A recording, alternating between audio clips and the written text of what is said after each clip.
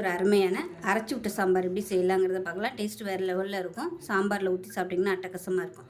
வாங்க எப்படி செய்யலாங்கிறத பார்க்கலாம். இப்போ ஒரு கடாய் எடுத்துக்கலாம். இதில் 1.5 டேபிள் ஸ்பூன் கொத்தமல்லி விதை சேர்த்துக்கலாம்.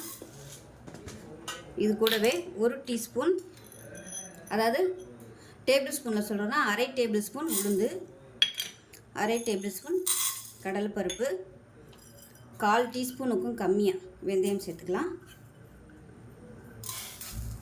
அது கூடவே 1/4 டேபிள் ஸ்பூன் சீரகம், 1/4 டேபிள் ஸ்பூன் துவரம்பருப்பு, 1/4 டேபிள் ஸ்பூன் மிளகு. இது எல்லாத்தையுமே வறுத்துக்கலாம்.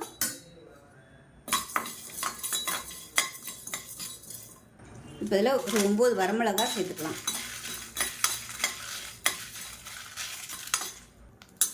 இப்போ இது நல்லா வறுபட்டு ஃப்ளேவர் வருது. இது வேறு பிளேட்டுக்கு மாற்றிக்கலாம். இப்போ இதில் ஒரு 1/2 டேபிள் ஸ்பூன் அரிசி சேர்த்துக்கலாம். பச்சரிசி, புழுங்கரிசி எதுனாலும் சேர்த்துக்கலாம். இது கூடவே ஒரு கொத்து கருவேப்பிலையில் சேர்த்துக்கலாம். இப்போ இதையும் நல்லா வறுத்துக்கலாம். இப்போ நான் செய்கிற அளவு பார்த்திங்கன்னா ஒரு 4 பேர் சாப்பிட்ற அளவுக்கு தாராளமாக வரும். இந்த அளவில் எடுத்திங்கன்னா, ஸோ இந்த அளவில் நீங்கள் நிறைய செஞ்சு எடுத்து வச்சுக்கிட்டிங்கன்னா கூட உங்களுக்கு ஒரு 5 பேர் 6 பேர் சாப்பிட்ற மாதிரி யூஸ் பண்ணிக்கலாம். இப்போ இந்த அரிசி வந்து நல்லா பொரியணும். இப்போ பாருங்கள், அரிசி வந்து நல்லா அப்படியே புரிஞ்சு வந்துருச்சு. இதையும் வேறு பிளேட்டுக்கு மாற்றிக்கலாம். இப்போ அது ஆறுனதுக்கப்புறமா மிக்ஸி ஜாரில் போட்டு அரைச்சிக்கலாம். இப்போ ஒரு கடாயை எடுத்துக்கலாம். கொஞ்சமாக எண்ணெய் விட்டுக்கலாம். காய்கறிகள் வதக்கிற அளவுக்கு எண்ணெய் விட்டால் போதும். இப்போ எண்ணெய் நல்லா சூடாயிருச்சு. இப்போ இதில் சின்ன வெங்காயம் சேர்த்துக்கலாம். ஒரு 10லேருந்து 12 சின்ன வெங்காயம் சேர்த்துக்கலாம். இது கூடவே மீடியம் சைஸாக ஒரு பெரிய வெங்காயம் நீளமான இருக்குன்னு அதையும் சேர்த்துக்கலாம்.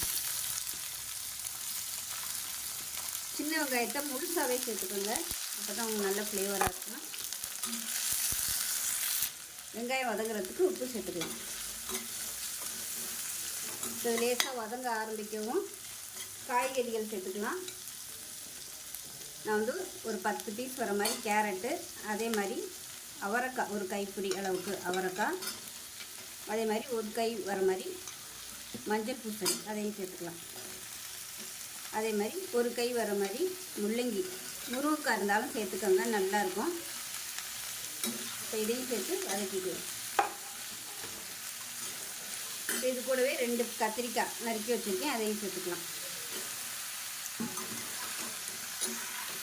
இப்போ பாருங்கள், நல்லா வதக்கியாச்சு. இப்போ மீடியம் சைஸாக 2 தக்காளி, பெரிய தக்காளியாக இருந்துச்சுன்னா 1 சேர்த்துக்கோங்க.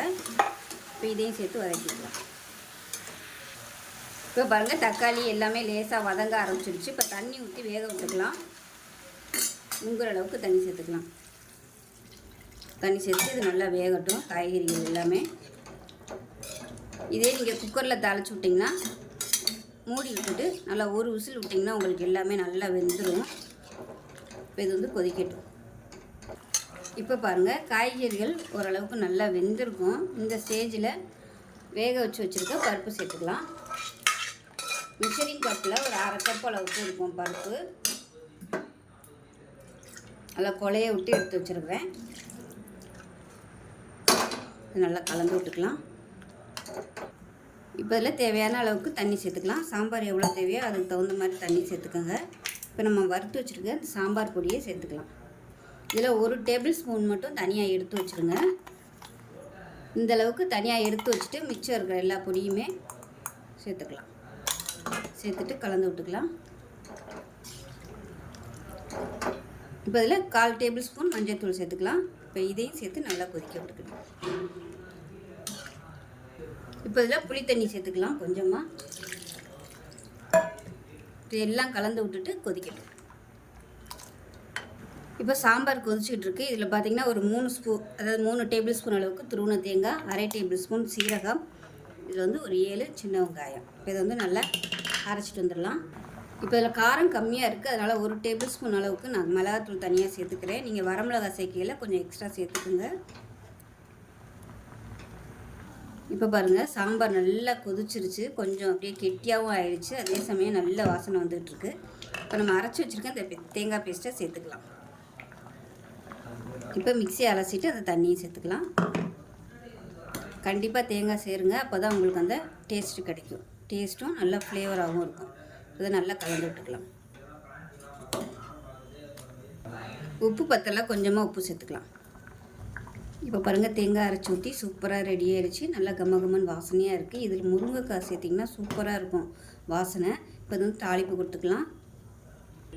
இப்போ ஒரு தாளிக்கிற பேன் எடுத்துக்கலாம். அதில் ஒரு 3 டீஸ்பூன் போல் எண்ணெய் விட்டுக்கலாம். இப்போ எண்ணெய் நல்லா சூடாகிடுச்சு. 1 டீஸ்பூன் போல் கடுகு சேர்த்துக்கலாம்.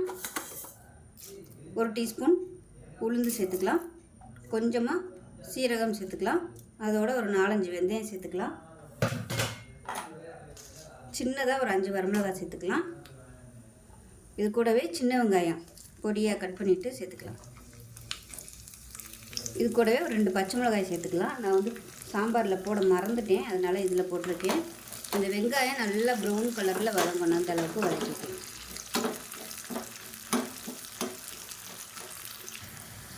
இப்போ பாருங்கள், வெங்காயம் லைட்டாக ப்ரௌன் கலரில் வர ஆரம்பிச்சிருச்சு. இந்த ஸ்டேஜில் நம்ம எடுத்து வச்சுருக்க இந்த மீதி பொடியையும் இது கூடவே சேர்த்துக்கலாம். சேர்த்துட்டு நல்லா வதக்கி விட்டுக்கலாம். இப்போ இதை எடுத்து அப்படியே நம்ம சாம்பாரில் கொட்டிடலாம். இப்போ இந்த சாம்பாரில் கொட்டிடலாம். அவ்வளோதான், ஒரு சூப்பரான சாம்பார் ரெடி ஆயிடுச்சு. இப்போ இது மேலாப்பில் பெருங்காயம் சேர்த்துக்கலாம். அந்த சூட்டிலே வந்து சரியாயிடும். இந்த மாதிரி பெருங்காயம் சேர்க்கும்போது தான் நல்ல வாசனையாக இருக்கும். நல்லா கலந்து விட்டுட்டோம்னா சூப்பரான சாம்பார் ரெடி ஆயிடுச்சு. இது ஆறுச்சுன்னா நல்லா இன்னும் கெட்டியாகவே வரும். ஸோ டேஸ்ட்டு வேறு லெவலில் இருக்கும். முருங்கைக்காய் மட்டும் போட்டிங்கன்னா அவ்வளோ அட்டகாசமாக இருக்கும். ஸோ இதே மாதிரியே செஞ்சு பாருங்கள். செஞ்சு பார்த்துட்டு எப்படி இருந்துச்சுங்கிறத சொல்லுங்கள். வீடியோ பிடிச்சிச்சின்னா லைக் பண்ணுங்கள், கமெண்ட் பண்ணுங்கள், சேனலை சப்ஸ்கிரைப் பண்ணுங்கள், பக்கத்தில் பெல் பட்டனையும் ப்ரெஸ் பண்ணுங்கள். நன்றி.